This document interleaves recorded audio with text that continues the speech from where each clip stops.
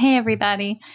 It's Michelle, and I am completely cup runneth over with joy because today I get to announce that Chasing the Swallow, Truth, Science, and Hope for Pediatric Feeding and Swallowing Disorders is 100% done and in publication, and you can check out your copy on Amazon. And the best part, if that book moves you, if it grows your evidence-based triangle to engage in interprofessional practice, to do the root cause analysis to why the child is presenting with the PFD, to then engage with the team to get that child to a point of healing so that the real growth can begin, then y'all check out speechtherapypd.com because they are gracious enough to entertain all of these amazing, joyful ideas. And they're currently carrying the book for 13.5 ASHA CEUs. So thank you for being a part of the First Bite journey that led to Chasing the Swallow. And be sure to check out speechtherapypd.com for the 13.5 ASHA CEUs that accompany it. Happy learning.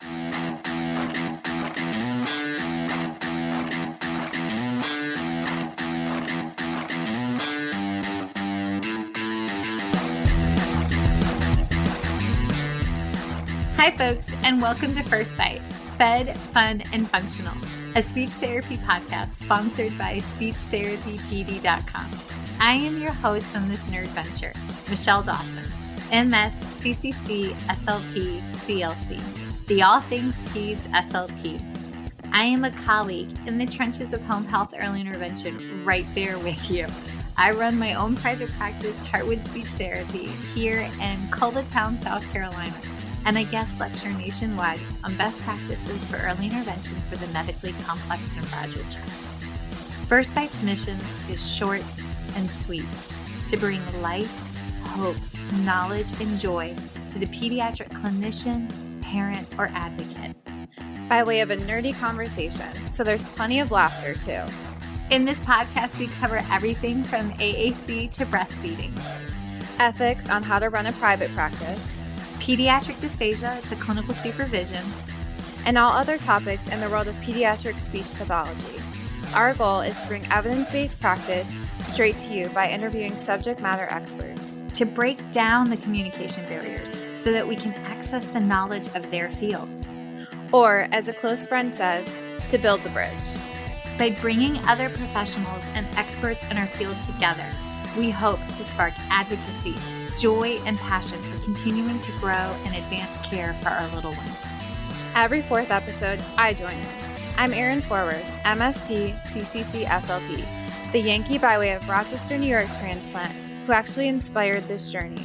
I bring a different perspective, that of a newish clinician with experience in early intervention, pediatric acute care, and nonprofit pediatric outpatient settings.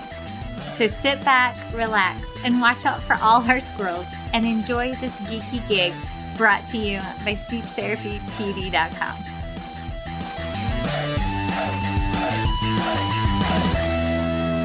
Hey, everybody. I am excited because today's guest is the lovely Miss Alyson Ware, MS, CCC, SLP, CLC, who's a pediatric speech-language pathologist based out of Austin, Texas. And one of the things I'm really excited about is that Erin and I first met Alyson 2 years ago, I think. I think it was 2, maybe 3 years ago. And it has been profound to watch her go through being a new clinician and a CF to finding her muchness in our field that can be not so user-friendly. And here she is, and she has created a passion project and is already volunteering at state and national levels within the scope of pediatric feeding and swallowing. And I know Erin and I had Alyson on a couple of years ago, but today we get to highlight the joy and the evidence that she is bringing and impacting and how she's done that in Lives in Texas.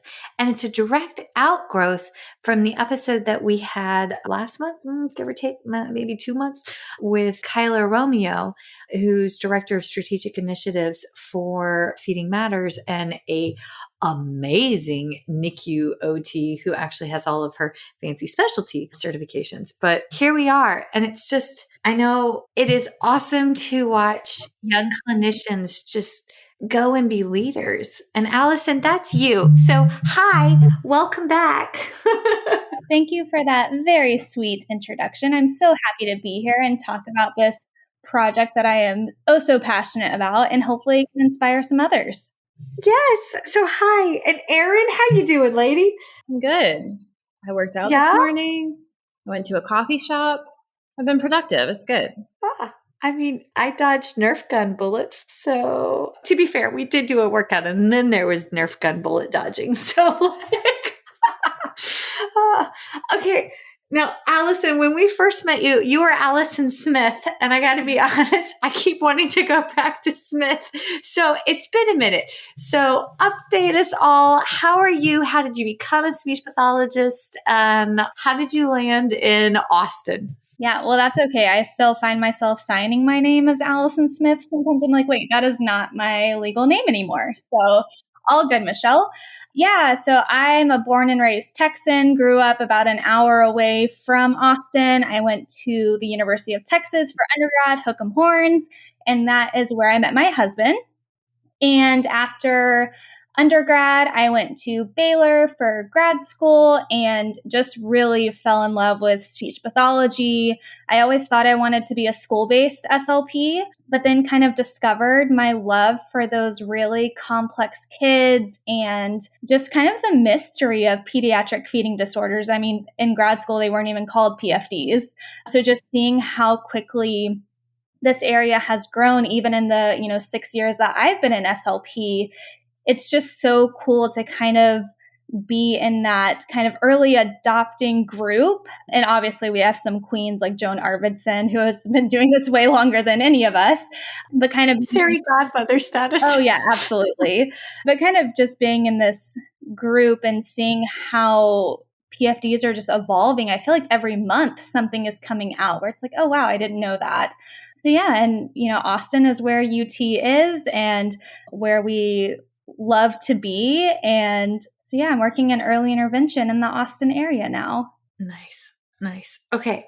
So for those of you that don't know, Alyson volunteers. She's been with Dysphagia Outreach Project. She's a mentor with the Medical SLP Collective, and you're also a member of SIG 13. And then talk to us about this advanced degree that you're pursuing.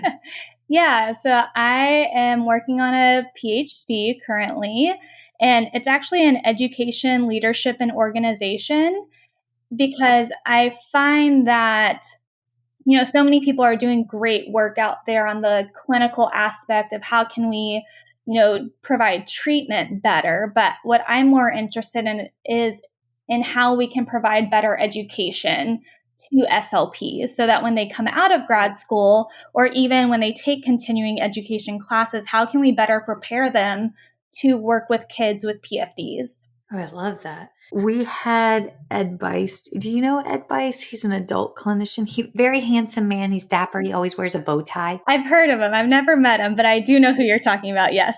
Oh my God, Ed's great. And his little granddaughter is the sweetest little thing. And I love how his Facebook page is all him and his granddaughter.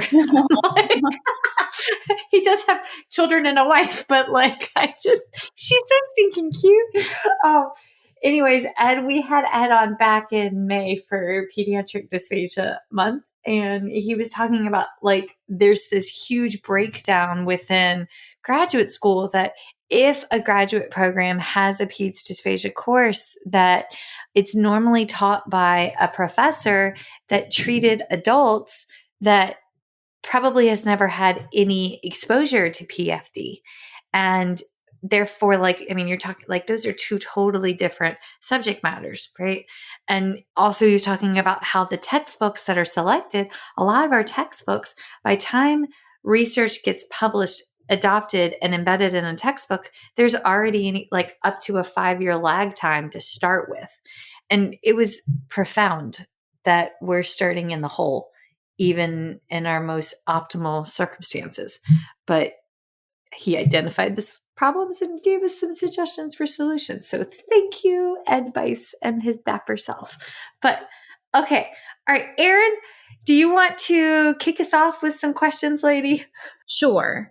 So I know we're talking about this project that Alyson has worked on, but I think it's important to just start talking about really what is EI and the environment that you're working at, and then how did working in EI and this environment kind of lead you to this project? Yeah. So, I live in Texas, so I know the specifics to Texas EI. We actually call it ECI. And I know the first time I said that to Michelle, she was like, ECI, what are you talking about? So we were already kind of speaking a different language. I would love for y'all to chime in too about what it looks like in South Carolina. I think y'all call it baby net or something completely different, which I think is just so cute. But I wish it was cute. Right now it's a train wreck, but we got bland.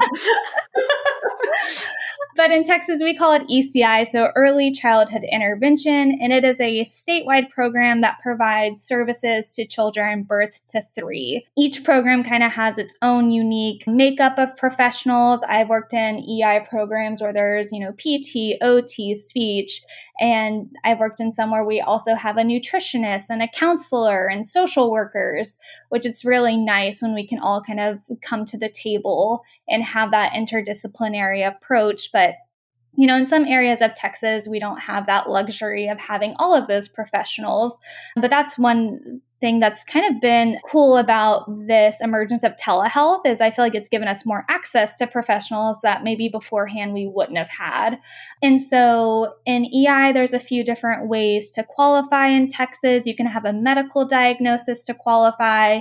You can have a developmental delay where we do a standardized test and you have to have a certain percentage of delay to qualify, or you can have a qualitative delay.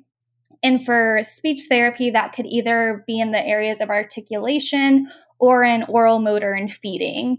So those are the 3 different ways that you can qualify to be in the EI program. How does that differ from South Carolina, out of curiosity? Well, my first thought is we don't call it oral motor. If they're going to have a deficit here, it's just they can qualify with peds and like feeding and swallowing if it's like an extreme outlier in a deficit. And the pediatrician can make the referrals, but the intake person has to do it. In order to qualify here, it either has to be a set genetic condition or a medical condition that are automatic qualifiers, like an IVH would be an automatic qualifier. Down syndrome, velocardiofacial 22q11.2 would be an automatic qualifier. Otherwise, it's a deficit and it has to be greater than 33% in one domain or 25% in 2 or more domains. Okay. But okay, so here's a question, and Erin and I have been canoodling on this one. Yeah. How do we identify, I'm just putting this out there because I keep coming back to this in my reports when I'm writing. How do we identify if it is a moderate or severe pediatric feeding disorder? Like this to me feels like National Dysphagia Diet meets IDSI, right? Like we have this new terminology, but how would you identify if it's a moderate pediatric feeding disorder? Because moderate for one child maybe they have okay feeding skills, but they have all these medical conditions that require alternate means of nutrition.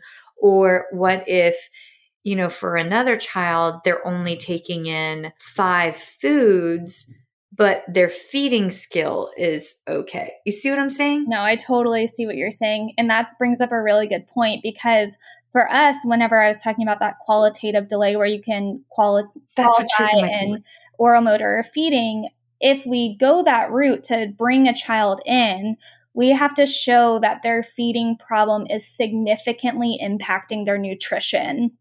Yes. And that can be really complicated because you're with this family. They clearly have a need. They're clearly struggling to feed their child. but how to bridge that to, okay, this is significantly impacting their nutrition. So that is a constant struggle that we have because, if a child is eating 5 foods and taking a multivitamin, is it significantly impacting their nutrition? I don't know. It makes it a little more challenging. Is it significantly impacting their quality life? Probably, maybe not. It depends on the kid and the family unit, obviously. But yeah, I think that's a really good thought that needs to be, dug into a little bit more to delineate when is it mild, moderate, or severe. Erin. Mm-hmm. Sorry, Erin and I have had this discussion at length lately. Oh, my neurons are firing. Focus, Michelle, focus. Okay, Erin, did you interface with the EI system in Virginia when you were in the NICU? We had I wouldn't call it a program, but our NICU, and we did it as the speech team, and we also collaborated with OT on this, would send the referral to EI if we knew a child was going to qualify, which was really nice. And we would send it to whatever, because I know in Virginia, it's different based on what county you're in. So you have to send it to the specific county. And so I know in Virginia, there's a qualifier based on like how many days you've been in the NICU. So if they were in the NICU for a certain number of days and or if they had a specific diagnosis, we went ahead and we would send the referral to EI so that we knew that they had those services, which I thought was great because I hadn't worked at heard of another NICU that I knew someone working at that did that. So that was like an extra project for the SLPs that were in the NICU and the OTs, but it was setting them up for success and reaching out in that way. So I thought that was really cool. It's regional in Virginia. You had to have contracts. Because a lifetime ago, I worked in the public schools and would be on the receiving end. And where we were, the contracts fell through RISP, the Rural Infant Service Program. But okay, so that's just it. IDEA Part C, folks, makes the guidelines for early intervention across the country. Every state interprets it, and those interpretations vary. And in our state, the team lead in South Carolina, the team lead is the designated service coordinator or the early interventionist. But here's the rub. The way it is written in IDEA Part C, the service coordinator or the early interventionist must be a licensed professional, a licensed or certified professional. So what that means is they're looking for either a licensed OT, PT, SLP, or a certified teacher. Okay, early childhood education and education. But in South Carolina, we are a little bit out of compliance, as that is not happening. So oh, maybe not. So do you guys have certified teachers as your service coordinators in Texas? So a lot of them do have their bachelor's degree in early childhood education or child development. A few of them are certified teachers, but not necessarily. So, this may be Texas specific, I'm not sure, but we have an early interventionist credentialing process that they have to go through, and they get an EIS license. But there's a license. Yes. Yeah. Yes. Yeah, and they have to do Ours have continuing. no license, and they can have one of, what is it, Michelle, like 15 different degrees, including anthropology, which I can tell you because I almost did medical anthropology, learning about, the cultures in other countries and how they do medicine is not going to help you with teaching a child development. But yeah, so that's where we struggle in our state is that they're not licensed. So when they do things that are encroaching on our scope of practice, they're not even acting outside of their license because they have no license. So, and they can be called, they will let parents call them therapists, which I have to then correct them and say that they're not a therapist. So we're working on it. Mm-hmm. It's fascinating. Wait, I got to toot Erin's horn because she's humble pie over there. Erin is the lead of the South Carolina Baby Net Committee for SCISHA. So she's driving and going, been leading call for actions, and these are the problems and we need to fix it. So baby, y'all, this is why we volunteer. So if you're listening and you've got a good hot mad at what's going on in your state and you're like, yes, how do they get away with this? Volunteer. And then we too can change the world one polite email at a time. Okay, I'll behave. As Erin's texting saying, behave. Okay. All right. So let's go next question. If those are some of the specifics for your state, what did you first identify as, hey, we have a point of system breakdown in getting kids into EI from the NICU? Yeah, so this is so many layers to this, right?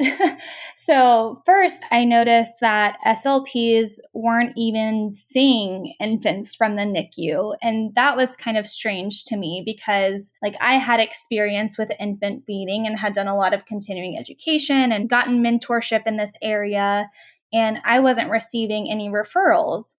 And so first kind of identifying where are the babies in NICU, or where are these NICU babies in EI? And I know this is a problem specifically in multiple programs across Texas, because I've spoken to a few different SLPs where they're like, hey, I'm really interested in working with infants. I took a job in EI so that I could work with infants, and I'm not getting infants. What is happening?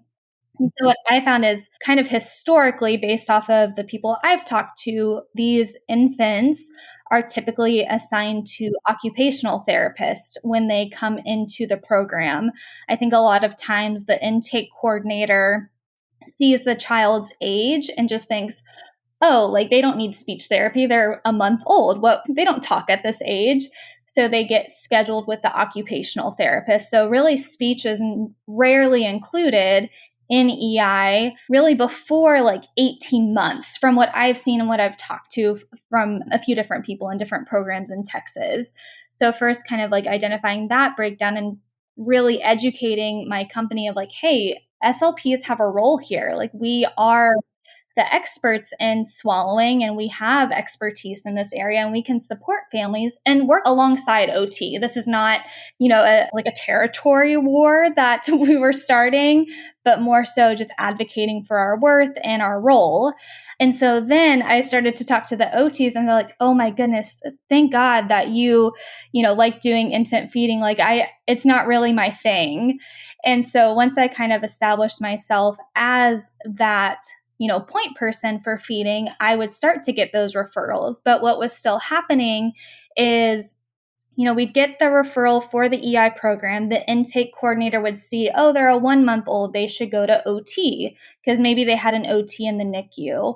And we have 45 days from the time that referral gets to us to make a plan.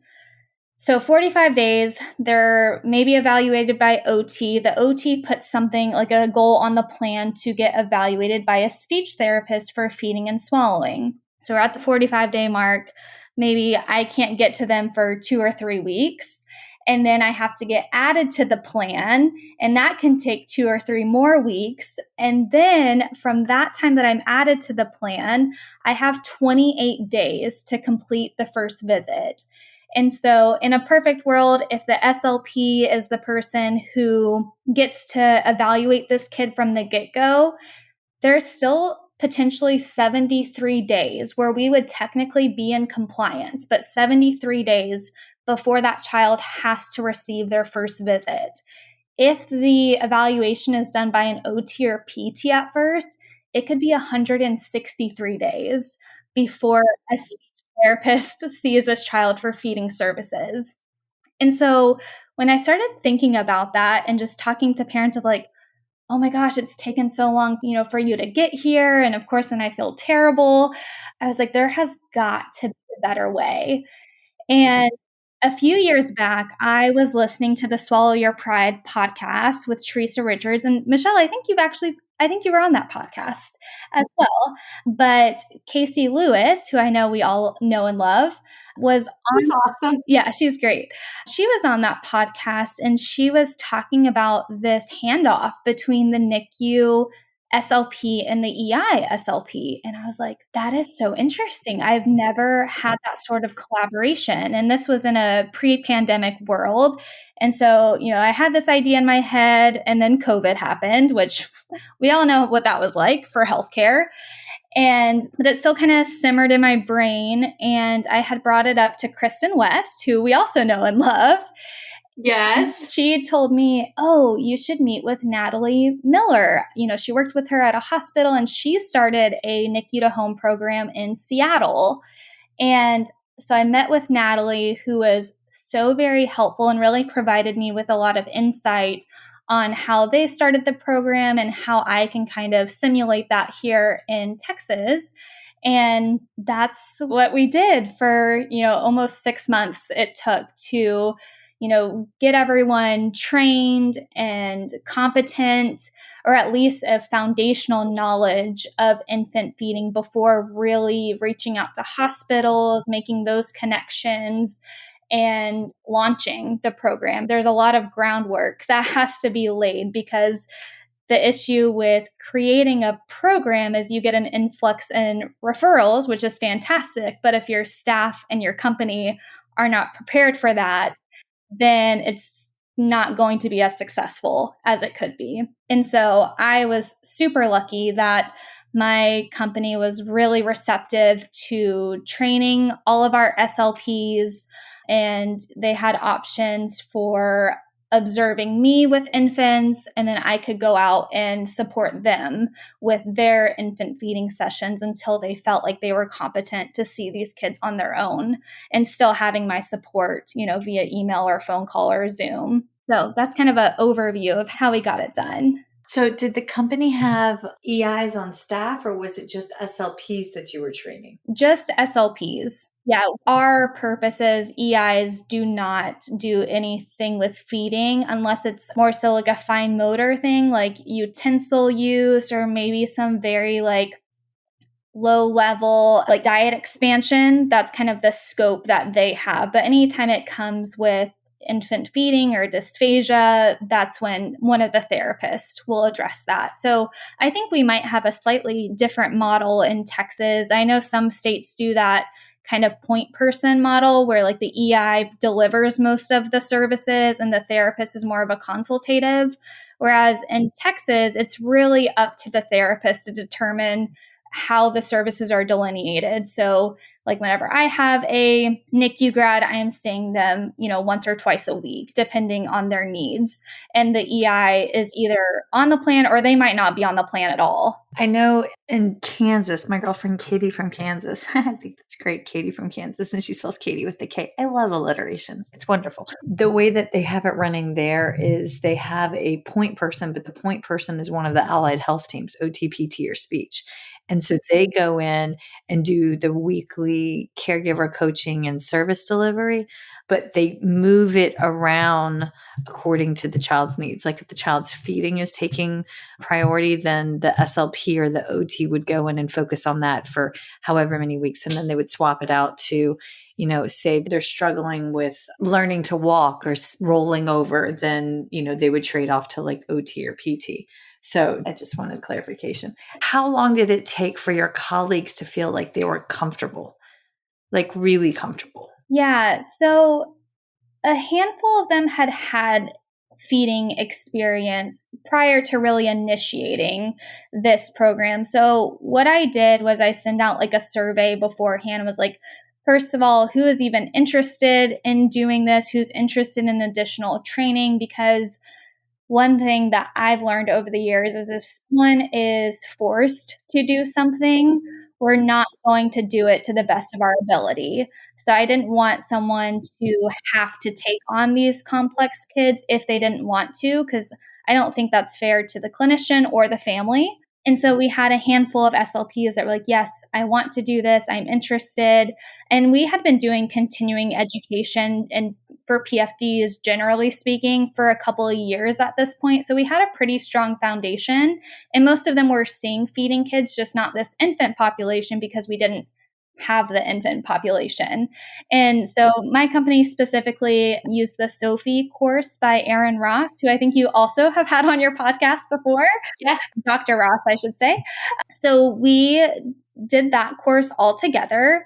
And I would say really depending on the person, if they, reached out, they did the observations, they had me come and mentor them, we did them together, etc. It took about 3 to 6 months for them to feel okay, I've got this. Again, I was still providing support, even if they were like signed off on taking these kids. And we had a few, it wasn't just me that was able to provide support. We kind of had a point person in each little pocket. We covered 6 counties in Texas. So obviously I can't be everywhere at once. So y'all counties are huge. So it's a big old state, that's for sure.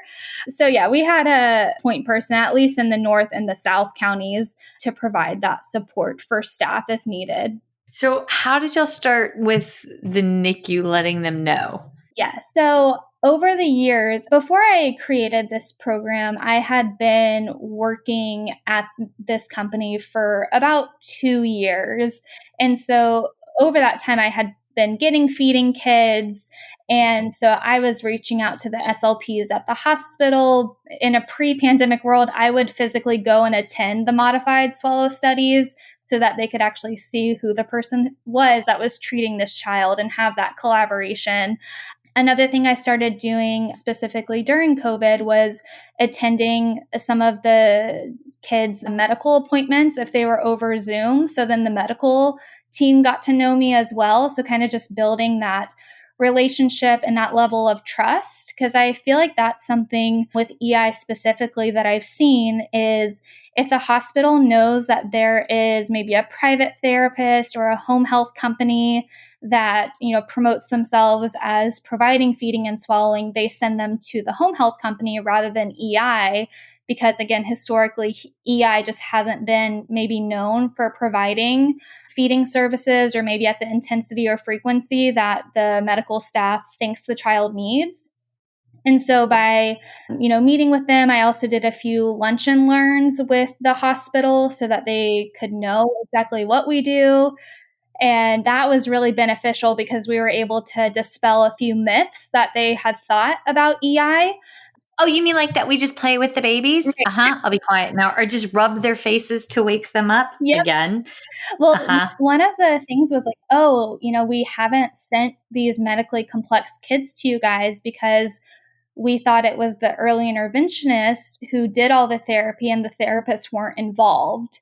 And I should clarify here that early interventionists are highly trained, highly educated individuals, but it is different than being a therapist.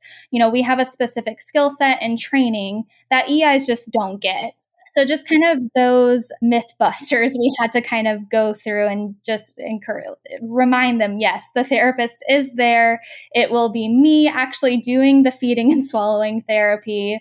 So I think just building that level of trust, then they were like, okay, I feel confident in sending this kid to this person or to this company now, because now I know what to expect and what I should tell the family to expect. And can they send referrals to specific companies, or is it like it has to go through this system through ECI and then ECI decides where those referrals get sent? Yeah. So in Texas, we have a website where you type in the zip code where the child lives and it tells you which program covers that area. So our state is kind of broken up into chunks.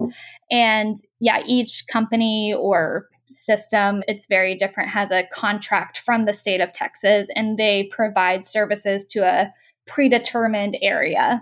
Mm-hmm. Well, and I think it just speaks to how we have our perspective and our perception, but we don't even know what someone else's perception is. And you would assume that the therapist in the hospital knew that EI therapists could do feeding, and you would assume that they understood how the EI system works, but to realize that they might not. And I think about this a lot with our physicians. Like, you might think, okay, well, they already know all of these things. And then you go in and have the conversation with them about like what feeding therapy looks like and what the signs of a pediatric feeding disorder are and why it's important to send a referral as early as they possibly can. And then you have the conversation, you realize there are so many things that like they don't know. So even just going and taking the time to sit down and show your face and express that can completely change the trajectory of a project or like how things come in or how you can help in that way. Yeah, absolutely.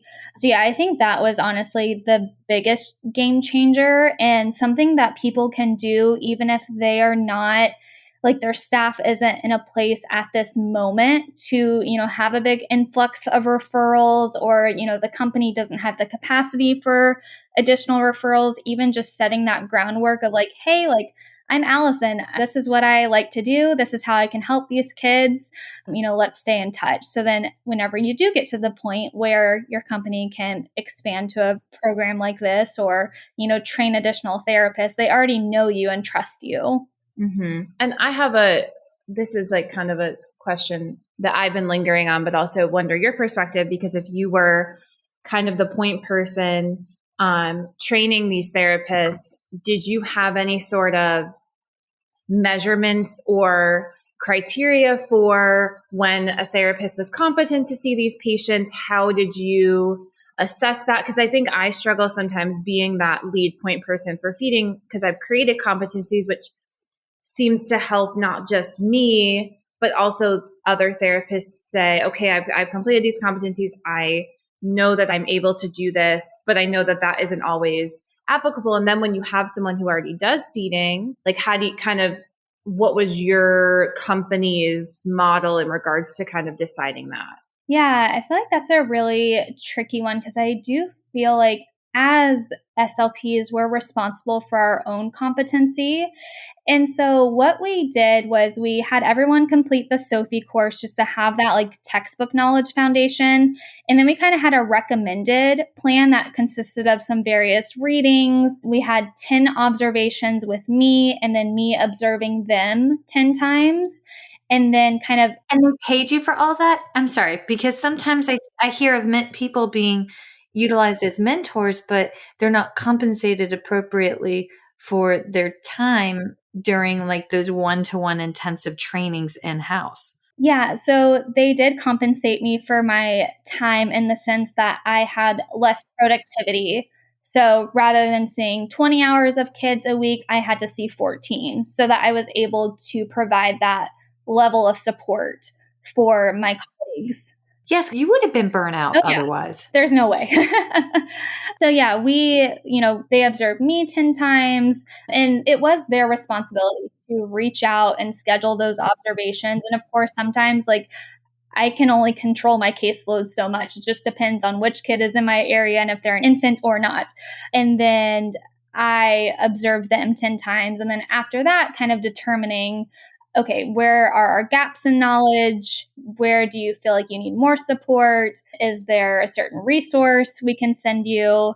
So we didn't have a specific like kind of cookie cutter way of looking at competency. I do really like the dysphagia competency verification tool released by ASHA. I think that was like in 2017, I believe.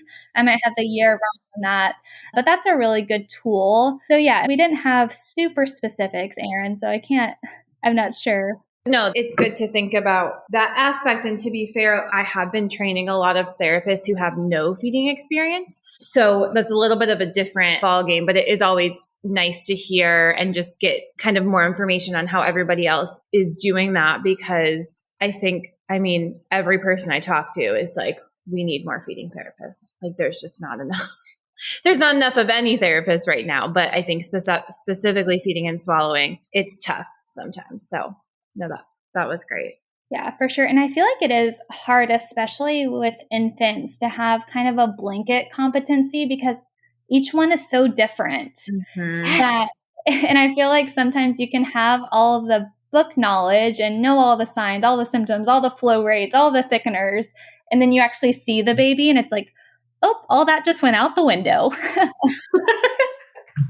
Things change so quickly. So you have to be so comfortable. And I think there are a lot of things that just in general, you have to be comfortable with change. You have to be comfortable with kind of using critical knowledge and like breaking things down. And so just having support and code switching and just having support from someone to be able to think through that, I think is the most important thing, because I learn through every patient and every experience. And I'm definitely a much better therapist now than I was a year ago, 2 years ago, 3 years ago. But you also have to allow people to go through those growing pains as long as the patient is safe and kind of navigate that. So there's also, letting people learn through their own experiences.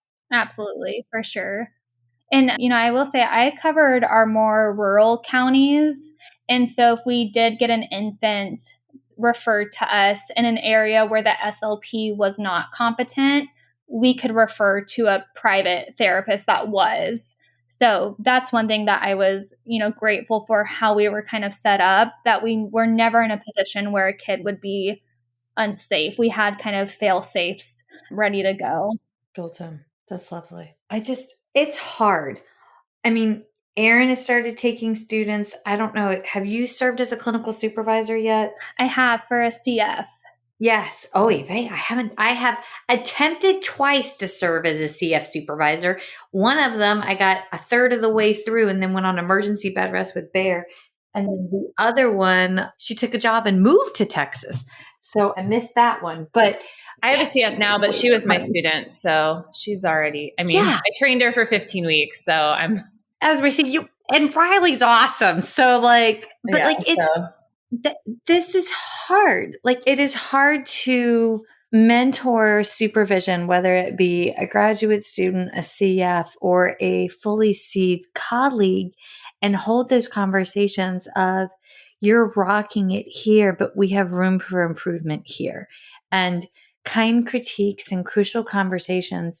That means that on this side, you have to fully grasp how that individual's learning style is and what is their love language. Because when you're mentoring someone, to me, that's an act of love.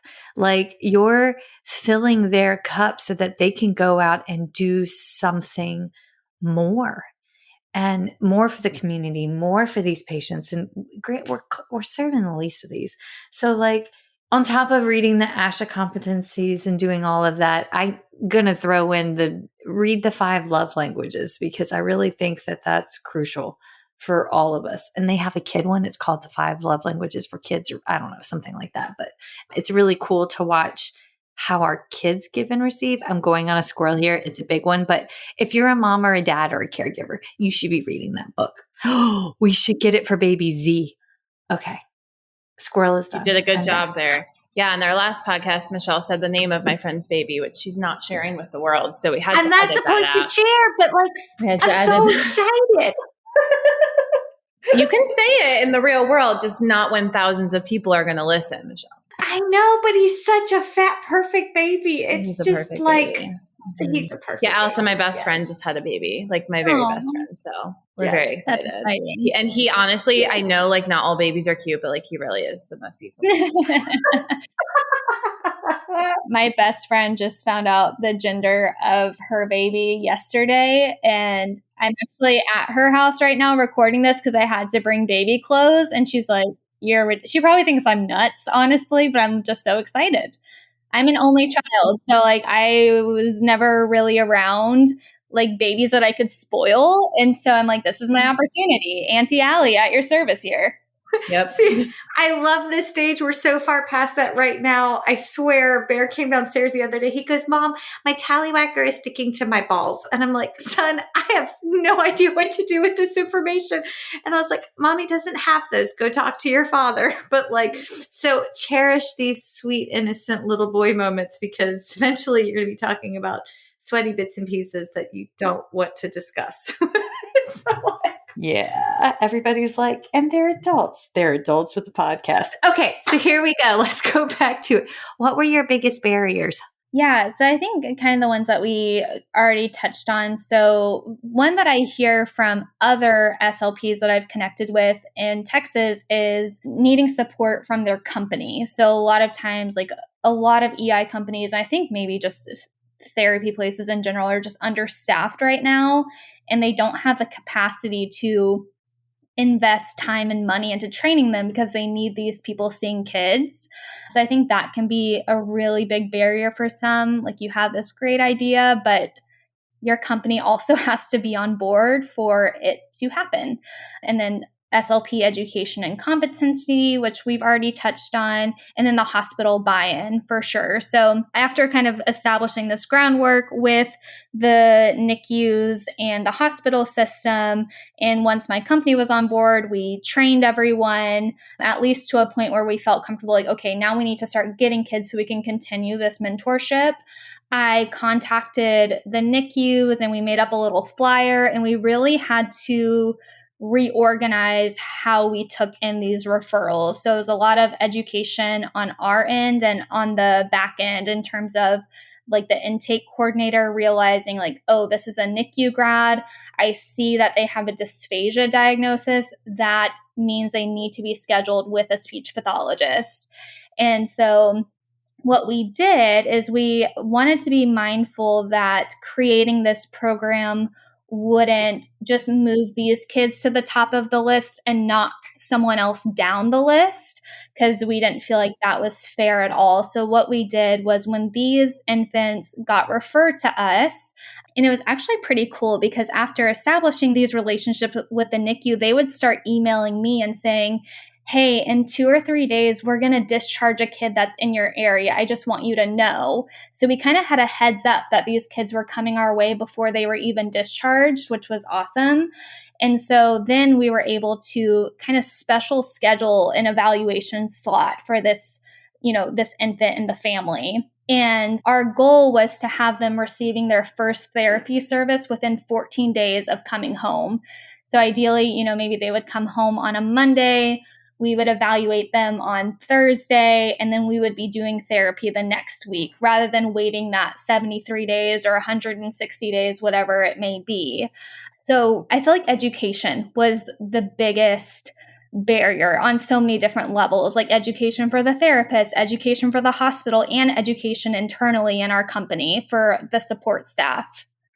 I feel like I'm just dealing with the bigger battles right now, just making sure we're getting medical records for the patients that we're treating and how to streamline that. Ooh, so that was actually another thing that was on our flyer. So what we did was like, if you are wanting this infant to be seen within 14 days, whenever you send the referral, I wish I had the list in front of me, but we had a list of the medical records that we wanted. So we wanted their NICU discharge summary, their last 2 or 3 therapy notes, and any instrumentals that they had done. And so whenever we got the referral, we had all of the medical information before we even saw the kid. So that was a huge game changer as well, because we were able to be prepared. And this was also a really good screener for, is the therapist in this area prepared for this? And if not, how can we support this family? And do we need to make a change? So then it's not happening like, oh gosh, we're in the middle of the evaluation and I'm realizing I'm not competent. So that was a support that we had built in that I think was a pretty big game changer because it eliminated any surprises, which when you're starting with a new frontier, especially with PFDs and infant feeding, it can be kind of overwhelming and nerve-wracking, at least for me, and honestly still is sometimes years later. I mean, sometimes I get a kiddo and I'm like, oi, I have never heard of this disorder. Like what? Or they get a new medication and I'm like, I need to read about this medication. But to me, that honestly, on the flip side of that, I get really concerned when people are super confident in all aspects of treating pediatric feeding disorders, because if you've seen one child with PFD, then you've seen one child with PFD. How they got there in their journey is unique to them, whether it be sudden onset or 4 years later. So yeah. Erin, thoughts, ma'am? I don't know. It makes me overwhelmed. I literally heard you sigh and breathe. I'm like, we have a long way to go to get to this point, so we'll get there. But Alyson, you're like a shiny unicorn. So my question, though, Alyson, I don't know if it's. I think it's going around the problem, but if we have a child that has South Carolina Medicaid, then they don't have to go through the early intervention system. I'll just get the referral from the physician. And so when most of the time I end up getting the kids that need services, either because the SLP at the hospital referred to me because they saw them in the NICU or they saw them in the PICU, or I get a lot of referrals from the physician, which sometimes pisses off the EI because they want it. Yes. But if they're Medicaid, then we can bill Medicaid. We don't have to necessarily bill through the baby net system. So I don't think that's not necessarily helping what you have created and what we hope to eventually have going here in South Carolina once we figure out all the other logistics. But does it have to go through ECI, or do you have any patients that you see that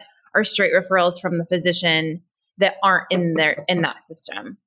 I think I'm actually a little confused on what exactly you're asking. I wonder if we just have very different, like fundamentally different. They might be very different systems. Oh, it's because I'm like, so this is not computing. What? So in South Carolina, you can get services for a child for birth to 3, either within the framework of early intervention BabyNet. But because some families elect not to receive services within the framework of BabyNet, like receiving an IFSP, and just do direct service with OTPT or speech, because the systems... And we can be involved in both. Like my clinic is a BabyNet provider, but also provides private services through insurance. So maybe that's Yes. Gotcha. Okay. I feel like we just broke you, Alyson. I'm so sorry. No, this is South Carolina needs help. This is fascinating. And so I do think there are a few companies in Texas that do both. Like they do private. We kind of separate them out as private therapy versus EI therapy. And so maybe that's the distinction I need to make in my brain here. And so we do have a couple of companies that provide both, but like the company I work for, we just provide EI therapy. So any child that's coming to us, and we get referrals directly from the physician. It can be from the parent. It could be from the daycare provider. It could be from anyone. And we also have it where both the EI SLP and a private SLP could be seeing a child. So I don't know if that's different. So wait, if they're doing that, are they billing the same CPT codes, or are they treating different things? So it gets tricky, and we might want to fact check all of this because it changes. I swear one day I'm told one thing and then the next day it's like, oh, just kidding. But I believe the current state of affairs as of August, what day is it? 12th, 2022 in Texas, an EI-SLP and a private SLP can bill the same CPT code. I believe it cannot be on the same day, and the frequency has to be medically justified. So if a private SLP is seeing a kid 2 or 3 times a week, I maybe cannot justify also seeing this kid. However, if we feel like there is no generalization of skill from the clinic environment to the home environment, and that's how I can make my medical justification, we can do that. Okay. So again, now I broke your brain. I think I broke my own too, honestly. No, I'm just giggling because we're at my mom's house and I forgot they have a garage door opener. So the garage door opener went off in the background. So it's like, which you can't hear is the floor is shaking, and there's that factor, but we're all going to make it. Eventually we'll be done. In South Carolina, you can have an early intervention SLP and you can have a private SLP.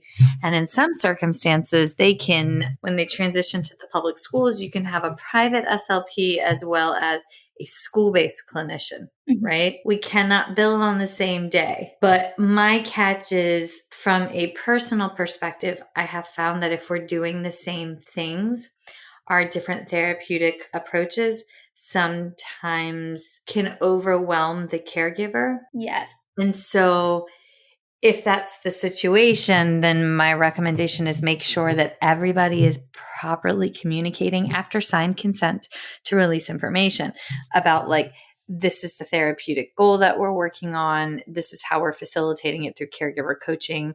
What are you doing? Blah, blah, blah, blah, blah. And then that eliminates the barrier of the caregiver feeling overwhelmed or underwhelmed and setting the child up for success. So yeah, absolutely. Communication is 100% key. And I will say, like, I rarely encountered this specific situation whenever I worked in rural counties because there were no private SLPs out there. It was just EI, which I think is why I might have a slightly different perspective on some things too, because there wasn't these endless options for parents or even for physicians to refer to. It was like, oh, you're 0 to 3, you're going to go to EI because, unfortunately, there's nothing else. So, but I also think that made us really good EI therapists because we had to be on top of our game and we had to treat any kid that walked in the door. That gave us a really good breadth of knowledge. okay, I just looked at the time and we all could literally talk for from ever. If somebody's listening and they're like, how do I replicate this? Where do I start? What were the growing pains that you learned from this? Yeah, I think the biggest one is like putting yourself out there, which sounds really cheesy, but for me, it can be really intimidating to call a doctor or to show up to a modified and interact with the hospital SLP. I feel like sometimes we put hospital SLPs like on a pedestal, like they're the gold standard of medical SLPs, and they're fantastic. But like EI therapists and home health and private, like we have our unique skill set too, and we bring a unique perspective to the table. And so I think the biggest thing and hardest thing that I did was reaching out to them, asking them questions, being vulnerable about what I do know and what I don't know. And I think by doing that, they're like, okay, like, she is putting in the effort. She wants to learn. She wants to do best for this kid. So I think, if anything, that's where anyone can start. Even if it's just, hey, I'm interested in feeding. Can I come observe you? Can I learn more? Do you have any resources for me? I think that can really open the door for that relationship. When you started talking about the medical SLP being on the pedestal, but home health has merit and muchness, all I can think of is the amount of times I have bravely entered homes after tractor run-ins, swarms of crickets, because that's like a legit thing in South Carolina in the rural parts. And we go in the door and we're flying blind with next to no medical records and like having just fought for our life. It's like, that's home health SLPs, man. I really think that we might be some of the hardest breed of SLPs out there. You got to be hardy. Erin, thoughts, ma'am? No, I think it's like Alyson said, I do feel like sometimes it can be very nerve-wracking. I mean, I still get nervous when I talk to some of the, I was telling Michelle the other day, I was like, I have to call one of the girls over at MUSC and I like love them, but I just hope that they don't think I'm doing something wrong. Like I hope that I'm doing okay with this kid before they go to see them. And then you realize but it is also important to realize it is very different skill set. Michelle and I always say the SLPs that work at the hospital just see more kids in a shorter period of time, but they're not seeing them go through all of these different stages like we're seeing them go through.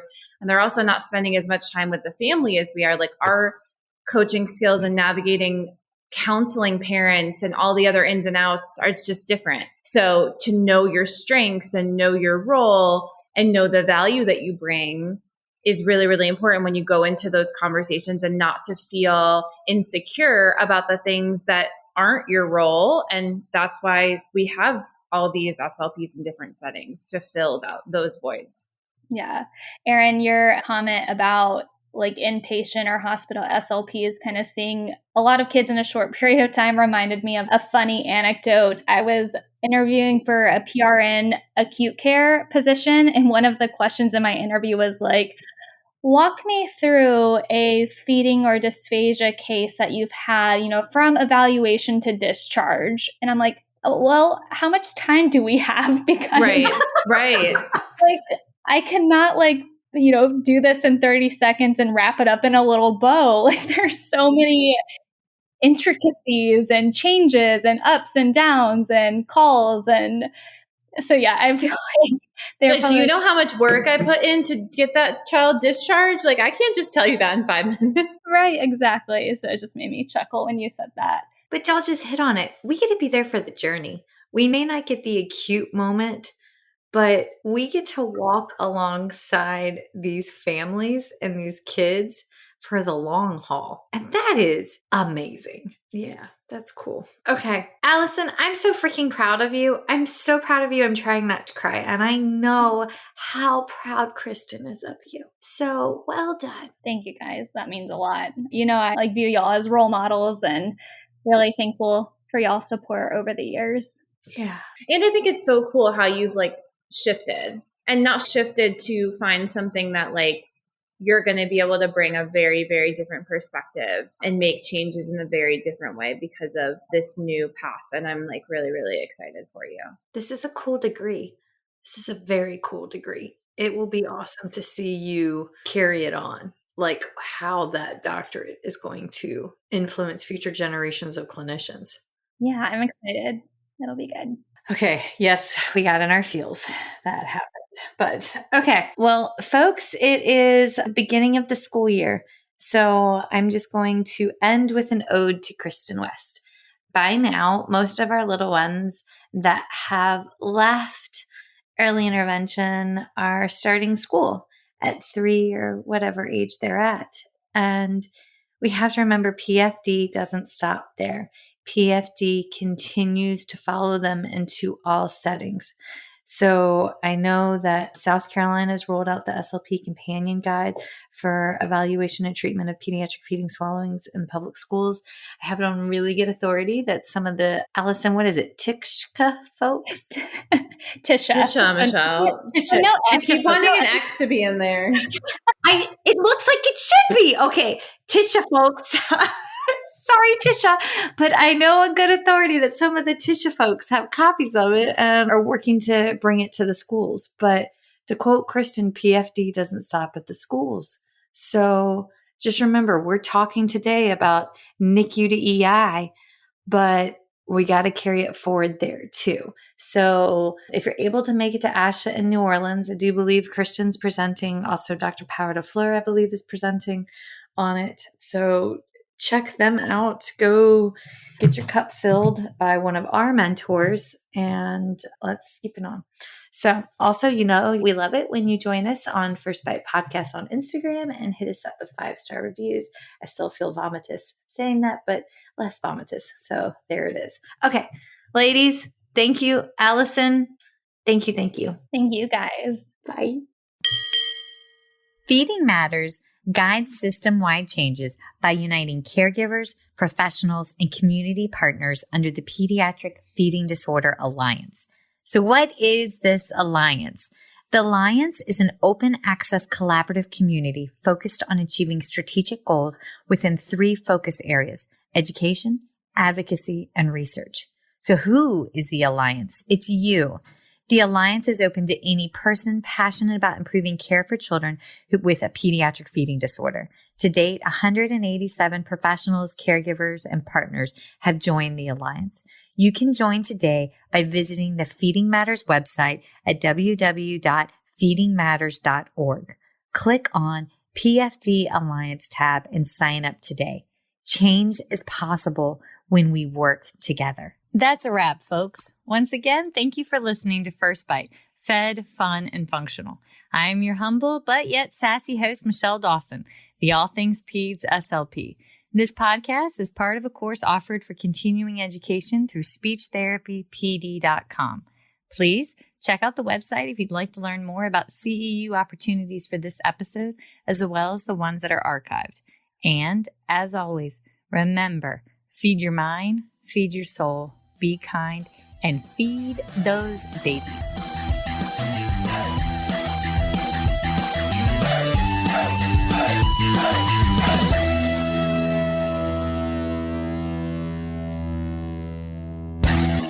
Hey, so it's Michelle Dawson here, and I need to lay out my disclosure statements.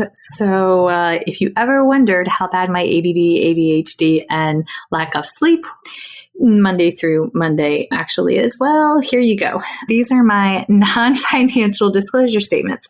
I volunteer with Feeding Matters. I'm a former treasurer with the Council of State Association Presidents. I'm a past president with the South Carolina Speech Language Hearing Association. I am a current member of both ASHA and SCISHA. And for this year, for 2021, I volunteered for the Pediatric Feeding Disorder Planning Committee for the ASHA 2021 convention. My financial disclosures. All right, so I receive compensation for First Bite presentations as well as talking teletherapy and understanding dysphagia from speechtherapypd.com. I also receive royalties from speechtherapypd.com for ongoing webinars that I have on their website, as well as compensation from PESI Incorporate for a lecture course webinar that I have on their website as well. I am coordinator for clinical education and clinical assistant professor for the Masters of Speech Language Pathology program at Francis Marion University in Florence, South Carolina, for which I receive an annual salary. I also receive royalties from the sale of my book, Chasing the Swallow, Truth, Science, and Hope for Pediatric Feeding and Swallowing Disorders, that I self-published and is available on Amazon. And I do receive royalties from the accompanying 13.5-hour CEU for the book from speechtherapypd.com.